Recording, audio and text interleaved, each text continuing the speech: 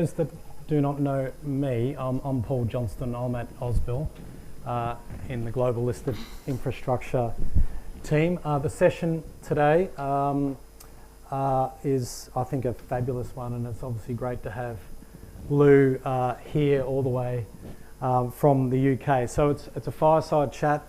I'm going to ask some fabulous questions of Lou, and then I'm going to turn it over to the floor for some Q&A as well. I think we've got about 35 minutes, so hopefully a bit of time for some questions. But I'm going to structure it a bit of past, okay, a bit of the present, and then I look forward into the future.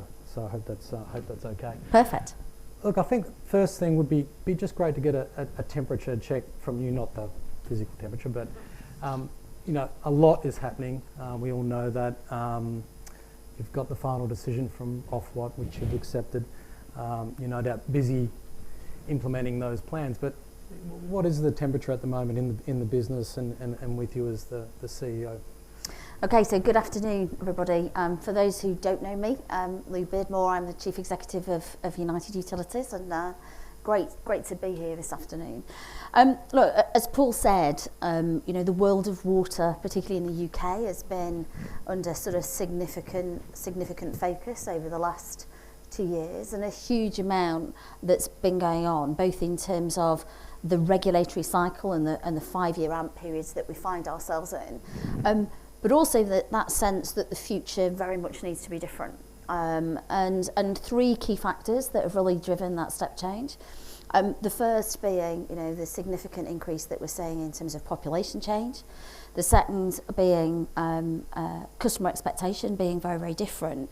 But also, you know, as infrastructure businesses, we're all exposed to the climate, and no more so than running a water business. You know, I've either got too much, too little, in the wrong place, in the right place, and the sort of thematic patterns that we're seeing are very, very different.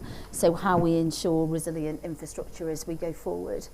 And thirdly, being new environmental obligations and changes that were passed on the back of the UK coming out of Europe, and new environmental legislation. And that in its entirety has led to a real step change in terms of the level of infrastructure investment that's required in terms of UK water more broadly. So sort of at a macro level, over £100 billion worth of investment over the next 5 years into UK water, and a sort of 7-fold increase in enhancement expenditure. So a significant step change based on a number of those factors, sort of all crystallising at the same time. Yeah, there's a lot there. We'll explore a lot of those points you're making. But if we go back a bit, and I know if people don't know Lou's background, I think I can say you're a UU lifer. Absolutely, that's correct. So and you've been in roles in customer service. I don't think you call it HR. I think you call it people management, asset management. You've got a tremendous background. But if we look back a bit in the past, and you know, what went wrong here? Do you think? Like, there's a lot of finger pointing. Everyone's sort of focused on someone else. Is it the regulator, the government, the companies? You know, what do you think actually went wrong? Well, I think, you know, when you find yourself at an inflection point, everybody always turns around and goes, well, what went wrong? What got us to this point? And I think there's 2 or 3 things that sort of have all coincided at the same time. I think, firstly, politically, we were stepping into a sort of political cycle. And for those of us who run regulated infrastructure businesses, you don't necessarily want your regulatory cycle to align with your political cycle. Otherwise, you find yourself at the middle of a love sandwich that, quite frankly, nobody really wants. But I think more than anything else that, you know, if we look at investment in water more broadly, you know, there's been in a real terms a 20% reduction in water bills over the last 15 years. So there was both a political and a regulatory will in terms of driving a reduction in bills. And as a result of that essential infrastructure investment that is required not just to keep up with population, climate change, new regulation, but just generally the general health of that asset infrastructure has been suppressed. So in real terms, that investment hasn't been happening. you know, and you can look back with hindsight and say, is that right? I think everybody would say it isn't right. And therefore what you're now doing is you're playing that catch-up. And it's a significant catch-up that is required at the same time as there's now all of these competing factors. Yeah, you sort of don't want to turn it into an Ofwat bashing, but it may well. But for my sins, I actually went back and looked at the last three, not the most recent reset, the last three in preparation for today. And you know, all the same things were being debated. The same conversations were being had. As you say, there's a much bigger affordability focus at the time. But looking back now, do you think, you know, maybe the companies, should they have pushed even harder to Ofwat or pushed back to the government and said, you know what, this isn't going to work, this is not right? Yeah, and it's easy to sit here as a chief exec who's only been in the chair for less than 2 years and go, well, actually, did they get it right? But what I'd say is that the regulatory model is incentivised to make you compliant. Okay, so it's incentivised to say, you know, you get a better outturn if you put in a better plan at a lower cost.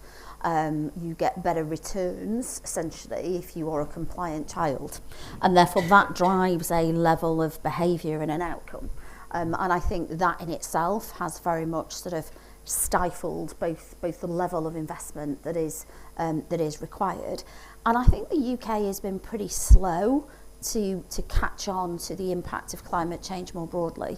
You know, and I've been around infrastructure businesses, both electricity, gas, telecoms, and not just in the UK but internationally, my entire career. And I think we were slow to both catch on to this sort of notion of how are we going to manage water, which is a scarce resource, in a way that's very, very different.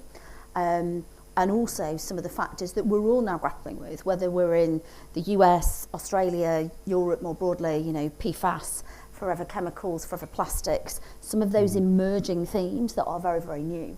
So I think there is an element of, yes, I think the sector should have been more forceful in terms of pushing back, but the regulatory regime was one that rewarded compliance, and therefore that, as a result, is the outcome that you've seen. Yeah, no, it's interesting. Like in terms of PR19, I think everyone in the room would know the returns for the sector were really poor. Your company was, I think, the best, or very close to the best, and the other two listed companies were good as well. And so we can take that in a couple of ways, listed versus unlisted. I think everyone will probably want to have that conversation, why the listed are the top of the charts and unlisted are below. But now we've got PR24, you've accepted Ofwat's determination, but 6 have appealed to CMA. So I'd be interested to hear your views on, you know, as investors in this space, what should we make of that? I think that's a record number of appeals to the authority.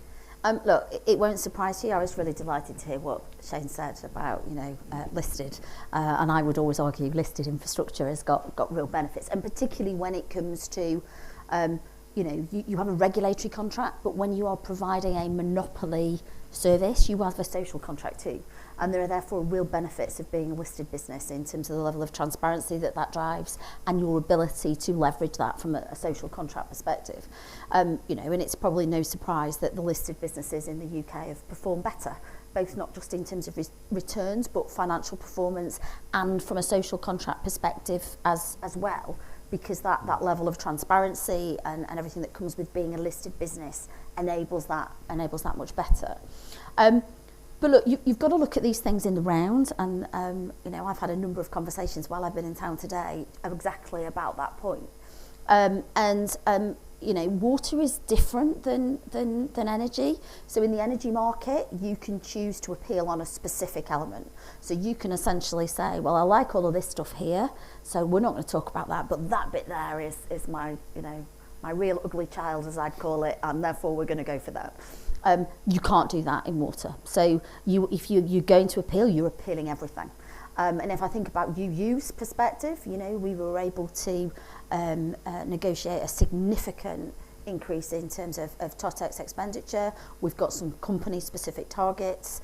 You know, if you look at where the listeds have traditionally performed and performed well in terms of financing outperformance, well, you go and you start to say, well, I don't like these bits. All of that stuff starts to be opened, and therefore you've got to do that with your eyes wide open. I think those companies that have appealed are probably the names that, if you'd have asked me 12 months ago who's going, I would have written, in fact I did write a list, and I think all but one I was spot on. So you always knew the outcome, and that's because they've not necessarily got the financial balance sheet strength, or the operational performance, or the ability to actually scale up to deliver the significant increase in investment that's required. UU is a business that has the balance sheet strength that it can deliver that step up in investment, and it's significant, and attract the supply chain to enable that to happen. If you're perhaps one of those companies that is extremely leveraged, in financial difficulty, has got that operational drag in terms of performance and therefore penalty, your ability to execute against a significantly increased TOTEX plan is somewhat challenged. So I think you've got to make the decision for you individually as a business. I think, interestingly, if the legislation changes and we can appeal just specific elements like you can with energy, I think that might be a different outcome next time round in terms of who goes and for what. But based on the current basis, I think it was probably easy to see who would and wouldn't go. That'll be a question for 5 years. Oh, absolutely, yeah. And so in terms of PR19, we know, I think the average return in the sector was 0 for the whole UK water sector. Yeah. You're obviously, again, much better than that. Is there a risk, well, we've got to see what comes of these appeals, but is there a risk, like for the sector as a whole, that the returns are again just very low, but you just have this wide variance of outcomes? Do you think that's a good thing for the sector overall if that actually happens again? Yeah, look, I think we'd all sit in this room and say, look, we want to see returns back to be much better than they are, and I think that, but I think that's also recognised. And I think there is so much investment that's happening in infrastructure right around the world. Every government, doesn't matter who you are, is sat there looking at their own deficits. They're looking at trade levies. They're looking at a whole host of things and recognising the only way that they generate growth really is by investing in infrastructure. So whichever infrastructure class it is, that level of investment needs to happen, and therefore we're all competing. We're competing for that pound investment. So having returns that are attractive, regardless of geography or regardless of asset class, is something that I think the UK is very, very alive to. And I think that's why I'm really encouraged by the government stepping in and launching the Cunliffe Review as a way of sort of saying we're 30 years on post-privatisation. It's worth sort of standing back and saying what's working, what needs to change, but actually how do we make sure we attract investment into UK PLC more broadly, but specifically into water to enable the sort of step change in infrastructure investment that we're going to need to see over the coming years. You're jumping ahead. I know that. It's like I know your next question, Paul. But and if I could just draw you out a bit more on the returns and maybe put you on the spot here a little bit, that some of your listed peers have put out. And I think your CMD's in June. Well, it's really funny because for those people in the room that I've already met who said, what are you going to say? The answer is absolutely nothing. So I'm going to give you the politician's answer now, which is I look forward to seeing you all at our CMD. I think it's on the 19th of June. And we will be obviously providing guidance at that point, which is obviously the true politician's answer. And look, the overall returns are packaged for a number of different areas, whether that be ODIs, which are outcome delivery incentives, or PCDs, which is something new that the regulator has introduced, recognising that perhaps there's been certain actors in the sector who haven't delivered on the outcomes they committed to, and therefore delivery incentives for actually delivering what you say. I think that's a great opportunity for UU. It's got a strong track record of always delivering on those outcomes, as well as sort of financing outperformance and TOTEX more broadly, TOTEX efficiency more broadly. But I look forward to seeing you on the 19th, and I'll update you on what those numbers are. We're all come over. But on the returns, like the base return, I'm sure you would agree, is a low return of 4% real. So we're all relying on outperformance, I think, to invest in this space and getting confidence that, as you say, it's ODIs. Another acronym, what was it again? outcome delivery incentives. No, that's ODIs is a new one. Oh, PCDs. PCDs. Yeah. Yeah, I'm thinking of PCG who's here as well. Absolutely. PCD. Yeah, no, something different. Obviously financing and TOTEX, but it's difficult, right, for investors. If you're just going to get the base return or even below the base return, it's like, well, this is a hard place to invest in. I mean, I think there's two things that have changed. I think one is the RCV growth that we're seeing is very different than what we've seen in the past. Up until this point, it's been very, very flat. And actually, if you project that out, the significant step change that we've seen in terms of or CapEx delivery as we go into this next 5-year period, but actually if I look at 2030 out to 2045, that's exponentially bigger again. That's already underwritten in terms of environmental legislation that's already been passed. That's before we get into new requirements with PFAS and everything else. So I think the only thing that is guaranteed is that level of RCV growth as we move forward. Looks exponentially higher, and you can choose to make choices. You absolutely can't. It is a product. You've either got it or you haven't in terms of water delivery. And therefore the ability to underpin growth that every economy has is completely reliant on have you got the water infrastructure and the wastewater infrastructure to enable that to happen. So I think regardless of governments or politics or policy, there is an absolute recognition that the infrastructure investment that we're going to need for the future is exponentially different than the assets that we've sweated in the past. Yep. No, that's good. And then a couple more questions on the future, and then we'll go to the floor. And so please come forward with your questions. But we should talk about Lake Windermere because that's obviously been a big focus for your business. And if anyone hasn't watched the House of Commons Committee on the Water Reform, I think you did exceptionally well. It's great watching. But obviously a big focus on the lake, and we all know the history there. But I think you've got some plans there. But maybe just share, how you can address the challenges around the lake and the infrastructure there, and what you have in mind. Yeah, so United Utilities, it's really interesting being out in Australia, where you have a fundamentally different view in terms of wastewater infrastructure than we do have in the UK. So we don't just have primary treatment; we have primary, secondary, and tertiary treatment, and we've taken a decision that we don't want any operation of combined sewer overflows. So we've set a target that says by 2050 that we will significantly, down to no more than 10 spills. That's been very successfully driven by NGOs and changes in terms of that environmental legislation. And so if I look at UU, in terms of where we are, there's a reason that the Victorians built all those reservoirs in the Lake District. It rains a lot, so I have a lot of rain. I have the highest combined infrastructure of anybody in the UK. In terms of our sewerage network, and at the same time we have one of the biggest networks too, so enough wastewater network pipes to literally go around the world twice, which means I have a huge amount of combined sewer overflows. We've put forward a plan that says we're going to reduce those spills and activations by over 60% in the next 5 years, the biggest infrastructure investment of any of the water companies. I'm pleased to say that in a few weeks' time, when the next data comes out, I was going to say I'm going to touch the wooden table, but it's metal. We're going to be able to show, despite increased levels of rainfall, a 20% reduction in spills and a 30% reduction in duration in a year. Now, that will be the biggest of any water company. So we've been working super hard. Lake Windermere is a hugely important body of lake. It is in the Lake District. For those of you who've ever been, hugely picturesque, 7 million tourists a year. It has got 4 excellent bathing water statuses, not assessed by United Utilities, but independently assessed by regulators. But like everywhere, it is seeing the impact of climate change. It's seeing the temperature of the lake has increased by 1.5 degrees. We're seeing algal blooms.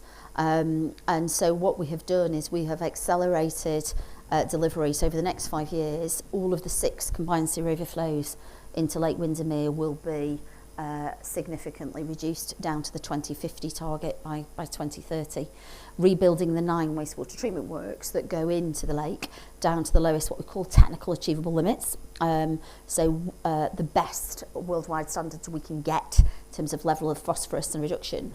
But actually what's important is we're now working with campaigners to go further, because my concern about a body of water such as Windermere is, it's got national importance. but it's a lake. And essentially, you know, we only have infrastructure around part of the lake. What can we do? Because there are 1,800 private septic tanks and 90 other private treatment plants that discharge into that lake. So what can we do to improve that infrastructure? And actually, we're working on a collective vision that says the only thing that should fall into that lake is rainwater. So I'm really super excited as to what does that mean, because you know, we need a long-term ambition for something that's so nationally important as the lake. And I think what is also really good is working collectively with campaigners. And I often say this, I spend a lot of time with campaigners. There's actually more that unites us in terms of our drive to see better environmental outcomes. I think the only difference we may have is around pace and sort of bill pressure. But in terms of alignment, I think there's huge alignment in terms of the aspirations. Yeah. I think in Australia we just put up a sign, don't swim. You do. After heavy rainfall. You do. And I have to say, the first time I came to Oz, I had jet lag, and I woke up in the middle of the night, had fallen asleep with the telly on, thought, oh my goodness, I'm now dreaming. I'm sure I've just heard somebody say on the weather, don't swim for the next 2 days because there's been rainfall. And I was like, what is this strange country I've arrived in? And somebody, I was with a number of chief execs from Australian water companies yesterday. You know, we have live spills data. So, you know, if you're so inclined, it's on my phone, it'll be on Chris's. You know, it is live reporting of every CSO, of every second of every day. And that's about giving consumers information so they can make informed decisions. But they were like, really? So it's a level of transparency and a level of openness that is very different in terms of where different countries are. Yeah, definitely very different. And then just one final one, then we'll go to the audience to see if there's any questions there. But you mentioned the review by Sir John Cunliffe. Yeah, come back to that, because I think there is a degree of optimism that maybe that is the moment for the sector to the narrative to change, the share prices to move up maybe, and a change in the narrative and some positive changes for the sector. Look, why am I optimistic about where we are? I think there's three things. One is the step change that we've seen in terms of infrastructure investment between where we are now and what's coming in on pay is exponentially different. So our ability to drive spades in the ground and outcomes that the customers and environments want to see is completely different. So we've moved this sort of hang up that we had around bills and bill capacity. I think secondly is that we're now working with a government that has actually recognised they're no longer campaigning in opposition, and actually therefore are vested in the outcomes that they want to drive. You know, that plan in the Northwest supports 30,000 jobs. Well, I represent a part of the region where regional economic growth is a real challenge. So there is a recognition that water infrastructure investment is at the heart of how do you drive growth, not just for the UK, but regional growth, which is hugely important on the back of re-election. And thirdly, they've stepped into, and I think it is hugely important, they've appointed a gentleman called Sir John Cunliffe, ex-Bank of England. So again, I think that's hugely helpful. He understands markets, and more importantly, he understands sentiment and the impact that has in terms of confidence in the market to do a review. The terms of reference were really, really quite clear.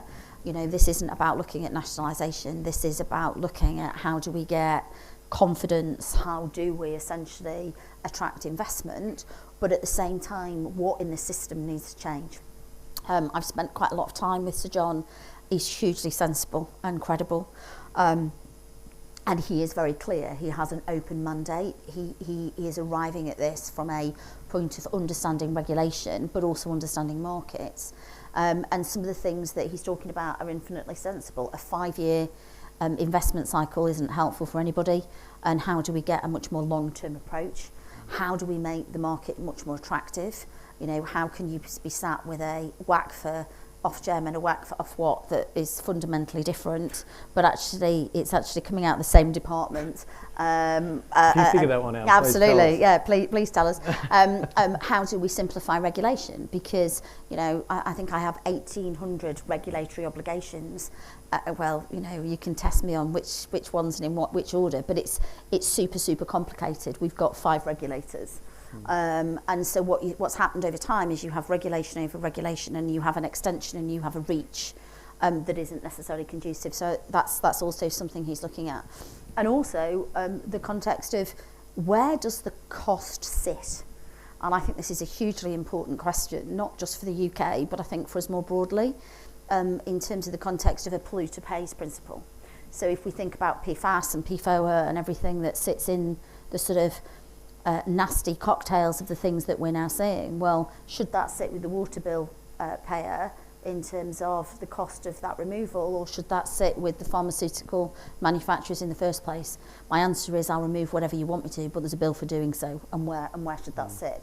So there's some quite big and strategic questions, all of which are hugely important, because there is a huge recognition by the government that investment into water is going to have to be exponentially different than it's been in the past. So how do we create the conditions and the climate to create the confidence? And that's why, you know, I really welcome the review. Yep.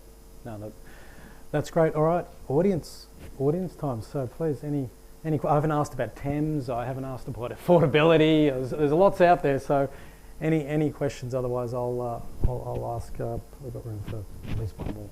Any questions out there? No. Oh, great. Thanks, Hugh. I don't usually need that. You can shout at me. Yeah. PFAS and PFOA are pervasive here. Yep. I assume they're the same in the UK. Yep. And so the ability to actually address them, separate to who pays, is a major issue. Where is the UK at with that relative to Australia? Are they more progressed? Is it the same as wastewater? What is the solution, or is it wait and see? So I think it's twofold. I think countries have taken a different view around acceptability.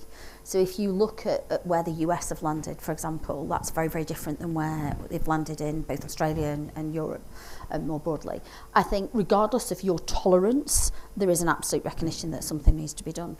I think what you're going to see over the next sort of, let's you talk about it in 10-year horizons, there isn't, you know, enough activated carbon in the world to try and treat this stuff at this minute in time. Therefore, what you're going to see is a divergence around treatment. So instead of taking this stuff and taking it back to land and it becomes quite circular, what do you do? And, you know, we're doing some really great innovation at the minute around how do we take those products and put them into concrete, for example. You know, how do we look at that in terms of biochar, or how do we look at that in terms of gas production? So actually trying to sort of turn it round on itself in terms of this is a core product we've got to deal with. So I think what you're going to see is much greater levels of innovation and investment in how it's dealt with, if that makes sense. At the same time is lots of innovation and technology in how do you actually remove it. And I think it's going to be those paths will work at the same time. And I think, unfortunately, we live in a world where as much as you ban a particular substance, the world then finds a way of creating something equally as nasty in a slightly different way. And I think that's the overarching challenge. So I think you'll see that innovation come through in how it is managed before you see it in how it is treated. All of which, though, requires significant change in infrastructure investment more broadly. We've got one over here.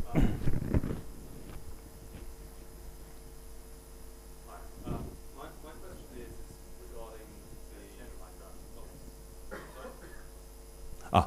there we go. My question is regarding the incentive-based regulation from Ofwat, where you've moved from, you know, essentially a return on your RCV to meeting certain pre-agreed targets. Yeah, what's the challenge in trying to communicate that to shareholders that you're on target, and to sort of communicate that you still have the same steady regulated returns that people look for in the regulated listed sector? Look, I think the ODI mechanism looks very, very different this regulatory period than it did in the past. In terms of what those returns start to look like, and I think that is in part recognition that the sector is in two halves. There are those that have done very well out of that regime. You know, us, there's another listed company, that also have. But actually, for some of those businesses, and particularly the ones that are at appeal, once you get into that sort of death spiral of penalty, etc., it becomes self-perpetuating. So very much moving much more to outcome-based regulation, and that's where I think, you know, the PCD is a really great opportunity in terms of actually delivering those outcomes in terms of those commitments. And actually that's something that customers actually are really much in favour of too.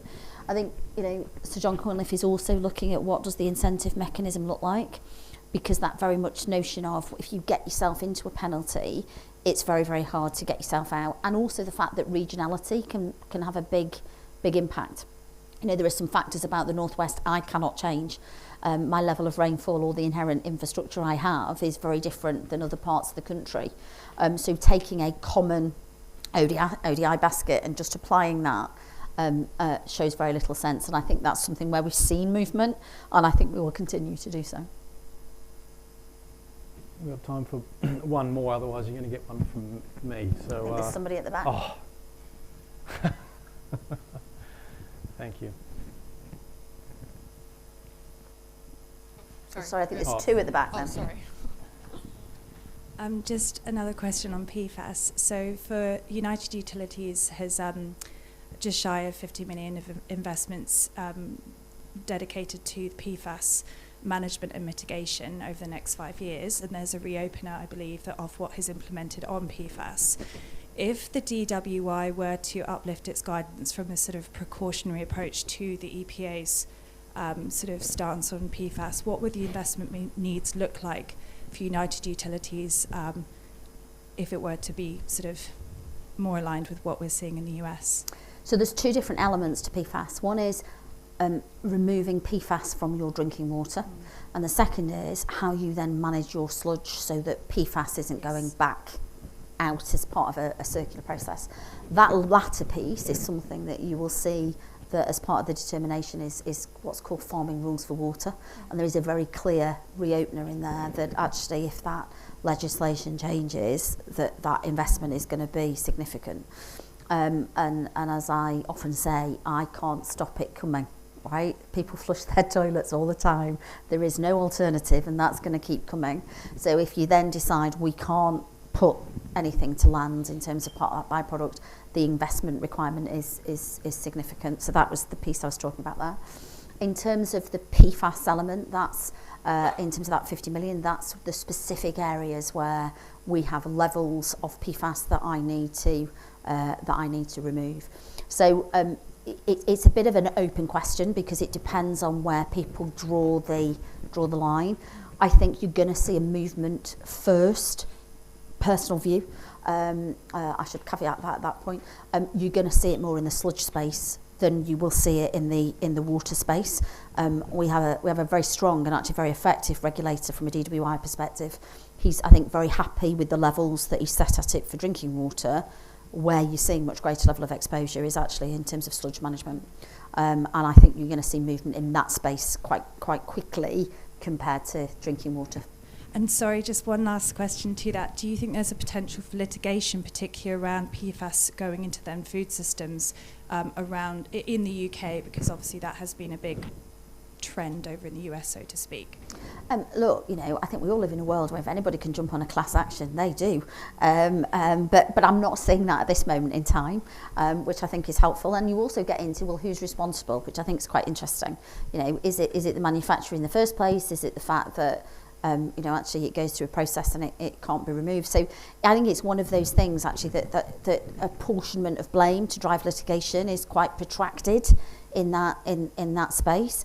I think, you know, the government is very clear though, and I think what you're seeing in terms of the sort of regulation that's starting to emerge and the thinking that's starting to emerge is essentially, look, you know, we're probably going to have to do something very different in the terms of the way that we treat it, or the way that we distribute it, and that in itself. So none of that, for example, is in the current investment case.